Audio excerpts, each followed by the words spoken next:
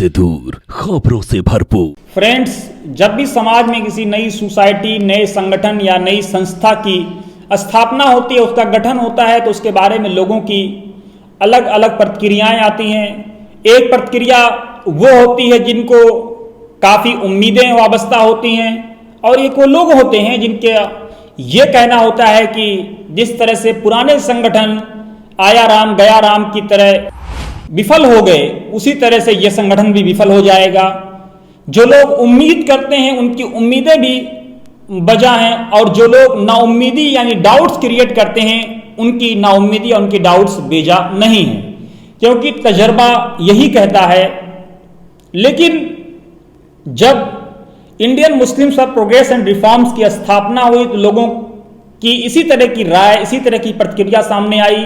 एक धड़ा समाज का जो काफी उम्मीद अफजा था, जिसको काफी उम्मीद थी, समाज का दूसरा धड़ा वो भी था जो नाउम्मीदी का शिकार हो रहा था कि कहीं जिस तरह से पुराने संगठन विफल हो गए, जिस तरह से पुराने संगठन कुछ नहीं कर पाए, आया राम गया राम की तरह टाँ टाँ फिश हो गए, उसी तरह से कहीं इम्पायर ना टाँ टाँ फिश हो जाए। लेकिन इम्पायर ने इन तमाम परिस्थितियों के बावजूद अपने आप को स्थापित करने के लिए, समाज के कमजोर लोगों तक पहुंचने के लिए, खासतौर से इंडियन मुस्लिम्स के बारे में जो निगेटिव छवि बनाई गई थी उसको दूर करने के लिए, मीडिया प्रोपेगेंडे को काउंटर करने के लिए जिस तरह से मोर्चा संभाला है, उसकी एक कड़ी आज हम आपको एक बानगी और दिखाने की कोशिश कर रहे हैं।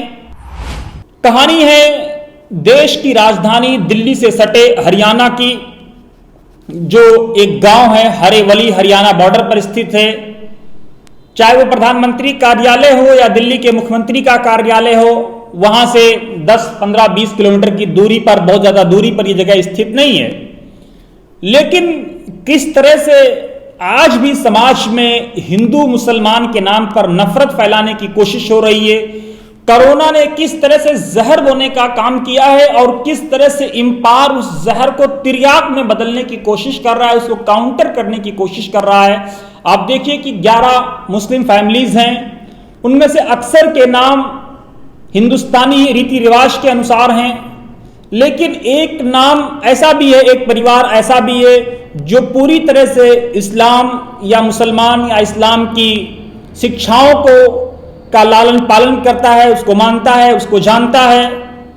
हुआ ये कि जब कोरोना महामारी आई तो उसमें से एक परिवार का बच्चा, चूंकि वो तबलीगी जमात में चला गया और वो गालिबन भोपाल में था, मध्य प्रदेश में था, तो गांव वालों को पता चला कि इसका पहनावा बदल गया, इसने दाढ़ी रख ली, इसने कुर्ता पजामा पहनना शुरू कर दिया। और अब चूंकि तबलीगी जमात के बारे में एक नैरेटिव बिल्डअप किया गया था कि ये लोग कोरोना फैलाते हैं, तो गांव वालों ने कहा कि भाई उसको मत बुलाना, उसको गांव में मत आने देना, वो कोरोना फैलाएगा। इस बीच Indian Muslims for progress and reform के सदस्य इस गांव में पहुंचे, वहां गांव के लोगों से मुलाकात की, बातचीत की।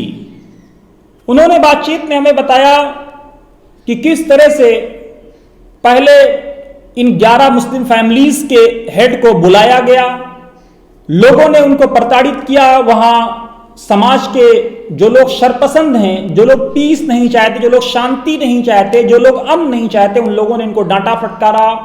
उसके बाद ये लोग अपने घर चले आए, फिर वो लोग इनके यहां आए और इनको ले जाकर के इनका शुद्धिकरण कराया, इनको गौमूत्र पिलाया और इनसे कहा कि भाई तुम यहां जो कब्रिस्तान, इसमें अपने मुर्दों को नहीं दफनाओगे इनको, बल्कि जलाओगे।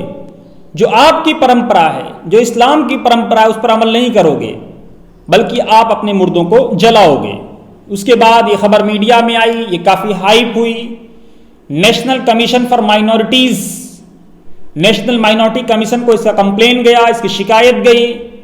कमीशन ने डीसीपी साहब से रिपोर्ट भी मांगी, और अब खबर यह आ रही है कि डीसीपी साहब ने अपनी रिपोर्ट कमीशन को सौंप दी है। रिपोर्ट क्या सौंपी है अभी तक हमें पता नहीं चला है। खालिद साहब, उन्होंने वतन समाचार से बातचीत में बताया कि डीसीपी साहब ने हमसे बातचीत में जरूर कहा है कि ये मीडिया हाइप ज्यादा हो गया है, ये उतना नहीं है जितना इसको लाइमलाइट में लाया गया है।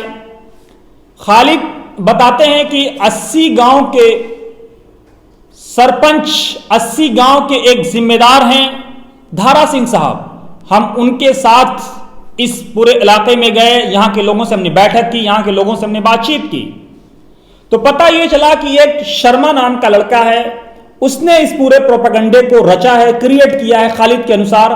खालिद हमें ये भी बताते हैं कि यहाँ के जो लोगों से हमने बात की, जो 11 मुस्लिम फैमिलीज के जो हेड थे उनसे भी हमने बात की, और यहाँ आसपास के लोगों से भी जब हमने बात की तो उन्होंने कहा कि भाई हम शांति चाहते हैं, हम अमन चाहते हैं, हम प्यार चाहते हैं, हम मोहब्बत चाहते हैं, हम प्रेम चाहते हैं। हम नहीं चाहते किसी तरह का फसाद हो, किसी तरह की झगड़ा हो, किसी तरह का टेंशन हो, तनाव क्रिएट हो। हमारे मुल्क की जो गंगा जमुनी तहजीब है, जो प्यार है, जो मोहब्बत है, जो एकता है, जो भाईचारा है, वो दूषित हो, उसको खराब किया जा सके। लेकिन कुछ ऐसे लोग हैं, लेकिन हम उन पर काबू पा लेंगे। खालिद कहते हैं कि अब हमारी दूसरी कड़ी शुरू होगी। मीटिंग के पहले दौर में हमने यहाँ के लोगों की परेशानी जानी, समस्या जानी, पीड़ा जानी। इंपार ने अपनी बेसिक ड्यूटीज को समझा।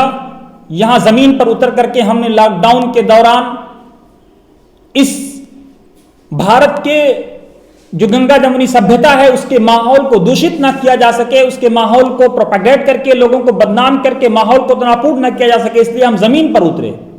और उसका परिणाम यह है कि अब हमें ऐसा लग रहा है कि जब दूसरे राउंड में हम यहाँ के लोकल लोगों से बातचीत करेंगे, धारा सिंह साहब की मौजूदगी में, 80 गांव के जो अहम जिम्मेदार आदमी हैं, इसी तरह से जो 11 मुस्लिम फैमिलीज के हेड हैं, जो आसपास के लोग हैं, तो हमें ऐसा लगता है कि जरूर हालात सामान्य होंगे, स्थिति सामान्य होगी, स्थिति पटरी पर लौटेगी। दोस्तों, इसी तरह से इंपार के बहुत सारे काम हैं। इंपार ने ईद को लेकर के जो पेशरफ्त किया उसके पॉजिटिव परिणाम सामने आए। लोगों ने ईद सादगी से मनाई, लोगों ने ईद में कोई शॉपिंग नहीं की, लोगों ने ईद के दौरान कपड़े नहीं खरीदे, नए नए पकवान नहीं बनाए, बिल्कुल सादगी के साथ अपने घरों में रह करके शांतिपूर्ण लॉकडाउन का, सरकार के नियमों का पालन किया। इसी तरह से इंपार ने उन मीडिया हाउसेस को जो सच में ऐसे मुस्लिम्स नहीं पाते थे, जो मुस्लिम्स मुसलमानों का असल ओपिनियन, असल राय नेशनल मीडिया में रख सके, उनकी एक लिस्ट, उनकी एक सूची मीडिया को प्रोवाइड कराई। और अब ऐसा है कि हालात सामान्य से सामान्य होते जा रहे हैं। दोस्तों, न कर तकदीर का शिकवा मुकद्दर आजमाता जा, मिलेगी खुद ब खुद मंजिल, कदम आगे बढ़ाता जा। काम करने की जरूरत है, हिम्मत मर्दा मदद खुदा। अगर आप हिम्मत करेंगे तो जरूर ईश्वर की, अल्लाह की, परमेश्वर की, वाहे गुरु की मदद आपको मिलेगी। उसकी शक्ति जो निराकार है, आकार लोगों को उसकी शक्ति जरूर हासिल होगी। अगर हमारा एपिसोड आपको पसंद आया हो तो जरूर आप इसको शेयर करें, लाइक करें, सब्सक्राइब करें, और सब्सक्राइब करते वक्त राइट साइड में घंटी का बटन दबाना ना भूलें, ताकि वतन समाचार के माध्यम से सही और सटीक जानकारी बिना किसी ब्रेक के आप तक पहुंचती रहे। जय भारत, जय संविधान।